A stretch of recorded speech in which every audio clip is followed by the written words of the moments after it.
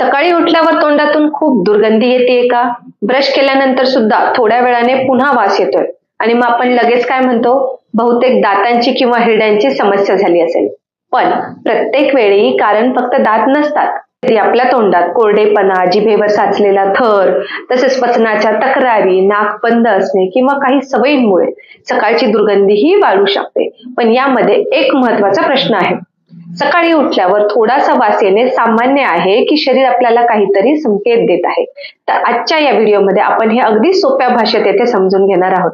मी doctor आरती वैष्णव. तर चला इथे सुरुवात करूया. तर यापैकी नंबर 1, सकाळी दुर्गंधी येण्याचं सर्वात सामान्य कारण कुठलं? तर तोंड कोरडं पडणं. आपण रात्री झोपलेलो असताना अनेक तास काही खात पीत नाही, त्यामुळे तोंडात लाळ तयार होत नाही किंवा झाली तरी अगदी कमी प्रमाणात होते. लाळ आपल्या तोंडाला स्वच्छ ठेवण्यामध्ये सगळ्यात महत्वाची भूमिका बजावत असते. रात्री लाळ कमी झाली की तोंडात काही जंतूंची वाढ होते आणि त्यामुळे सकाळी उठल्यानंतर दुर्गंधीही जाणवू शकते. म्हणून जर सकाळी उठल्यावर थोडासा वास येत असेल आणि ब्रश केल्यानंतर किंवा पाणी पिल्यानंतर तो वास कमी होत असेल, तर बहुतेक वेळा फार घाबरण्याची गरज नसते. पण जर दिवसभरही तोंडातून दुर्गंधी येत असेल तर त्यामागचं कारण शोधणं म्हणजे गरजेचं आहे. आता नंबर 2, फक्त दातच नाही तर जीभ सुद्धा स्वच्छ करायला पाहिजे.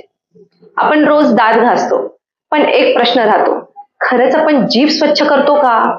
आपल्या जिभेवरती पांढरा किंवा पिवळसर एक थर साचलेला दिसतो बघा. या थरामध्ये अन्नाचे छोटे कण किंवा मायक्रोब्स म्हणजे जंतू साचू शकतात. त्यामुळे तोंडातून वास येण्याची शक्यताही वाढते. म्हणून सकाळी दात घासताना जीभ सुद्धा हलक्या हाताने स्वच्छ करणे तेवढेच महत्वाचे आहे. पण जीभ खूप जोरात घासायची नाही. जिभेला जखम होईल इतक्या जोराने त्याला स्वच्छ करण्याची काहीच गरज नसते. आणि आणखी एक महत्वाची गोष्ट, तोंडाची स्वच्छता म्हणजे फक्त दात घासणेच नाही, तर दात, तसेच हिरड्या आणि जीभ या तिन्हींची काळजी घेणे, तसेच ब्रश केल्यानंतर गार्गल्स म्हणजेच गुळण्याही तेवढ्याच चांगल्या रीतीने करणे, हेही तेवढेच महत्वाचे आहे. नंबर 3, हिरड्यातून रक्त येतंय का? दुर्गंधीचं हे सुद्धा कारण असू शकतं. खूप सामान्य आहे पहा.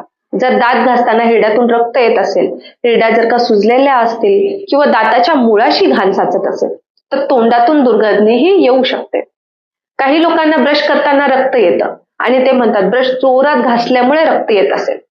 पण हे जर का वारंवार होत असेल तर याच्याकडे मात्र दुर्लक्ष करून चालत नाही. हिरड्यांची योग्य तपासणी करून घेणे इथे गरजेचे ठरते. विशेषतः जर का दुर्गंधी सतत राहत असेल, हिरड्या दुखत असतील, सतत तुमचे दात हलत असतील, तर मात्र इथे डेंटिस्टचा सल्ला आपल्याला घ्यायला लागतो. नंबर 4, रात्रीचं उशिरा जेवण आणि काही पदार्थांचा परिणाम सुद्धा याच्यावरती होतो. बघा, रात्री खूप उशिरा किंवा जड जेवण झालेलं असेल, तसेच कांदा, लसूण किंवा तीव्र वासाचे पदार्थ, मसाल्याचं खाणं असं झालेलं असेल, तसेच काही लोकांचं तंबाखू, सिगारेट यांचा वापर जर का जास्त असेल, तर यामुळे सुद्धा दुसऱ्या दिवशी तोंडाचा वास हा वाढू शकतो. विशेषतः रात्री जेवल्यानंतर लगेच झोपण्याची सवय जर का असेल तर ती बदलणं इथे चांगलं पडेल. जेवल्यानंतर थोडंसं चालणे आणि शक्यतो झोपण्याआधी तोंड स्वच्छ ठेवणे ही साधी सवय इथे उपयोगी ठरते. नंबर 5, नाक बंद असणे आणि त्यामुळे तोंडाने श्वास घेणे. हे कारण बहुतेक जणांना माहीतच नाही. जर रात्री तुमचं नाक बंद होत असेल, सर्दी किंवा धुळीची काही अलर्जी असेल किंवा तोंडाने श्वास घ्यायची तुमची सवय असेल, तर यामुळे तोंड कोरडं पडतं आणि तोंड कोरडं झालं की सकाळची दुर्गंधी ही ऑटोमॅटिकली वाढते. म्हणून जर तुम्हाला रात्री तोंड उघडं ठेवून झोपण्याची सवय असेल, त्यामुळे सकाळी तोंड खूप कोरडं पडत असेल, नाक सतत बंद राहत असेल किंवा घोरण्याची समस्या असेल, तर फक्त माउथ फ्रेशनर वापरण्यापेक्षा नाक आणि झोपेची समस्या का होत आहे हे पाहणं महत्वाचं आहे. आता नंबर 6, पचनाच्या तक्रारींशी काही वेळा याचा संबंध असू शकतो बघा. आता एक गैरसमज आणि एक सत्य दोन्ही समजून घेऊया आपण इथे. तोंडाला वास येतो म्हणजे पोटात घाण साचली आहे असं खरं सरळ म्हणणं सुद्धा योग्य नाहीये. बहुतेक वेळा तोंडाची दुर्गंधी तोंडातील कारणांशी संबंधित असते, पण काही लोकांमध्ये आम्लपित्त, अन्ननलिकेत आम्ल वर येणं किंवा इतर पचनाच्या समस्या यामुळे सुद्धा तोंडाचा वास किंवा आंबट चव ही जाणवू शकते. जर तुम्हाला वारंवार छातीमध्ये जळजळ, आंबट ढेकरा, तोंडात आंबट किंवा कडू चव, जेवल्यानंतर जळजळ असा काही त्रास होत असेल तर त्याकडे लक्ष द्या. फक्त तोंडाचा वास घालवण्यासाठी काहीतरी खाण्यापेक्षा मूळ समस्या काय हे शोधा. नंबर 7, कधी डॉक्टरांचा किंवा डेंटिस्टचा सल्ला घ्यायचा. आता हा खूप महत्वाचा पार्ट आहे पहा. जर सकाळची दुर्गंधी फक्त उठल्यानंतर थोड्या वेळासाठी असेल आणि दात घासल्यानंतर पाणी पिल्यानंतर ती कमी होत असेल, तर इथे काळजी करण्यासारखं काहीच नाहीये. पण जर का दिवसभर तोंडातून दुर्गंधी येत असेल, हिरड्यामधून वारंवार रक्तस्राव होत असेल, दात दुखत असेल किंवा दातांमध्ये काहीतरी घाण साचत असेल, तोंडात सतत काहीतरी कोरडेपणा जाणवत असेल, गिळताना त्रास होत असेल किंवा हा त्रास सतत असून घरच्या साध्या उपायांनी कमी होत नसेल, तर मात्र नक्कीच डॉक्टरांचा किंवा डेंटिस्टचा सल्ला इथे घेणं गरजेचं आहे. आणि फक्त दुर्गंधी आहे म्हणून एखादा गंभीर आजार आहे असं सुद्धा समजू नका. कारण शोधणं जास्त महत्वाचं आहे, भीती निर्माण करणे नाही. आता मी तुम्हाला सकाळची काही 5 सोपी सवय सांगते. पहिली सवय, उठल्यावरती थोडे पाणी प्या, गुळण्या करून मग गिळा. दुसरी, दात व्यवस्थित घासा आणि जीभ हलक्या हाताने स्वच्छ करा. तिसरी, रात्री झोपण्याआधी तोंड स्वच्छ ठेवा. नंबर 4, दिवसभर पुरेसे पाणी प्या आणि तोंड सतत कोरडं पडू देऊ नका.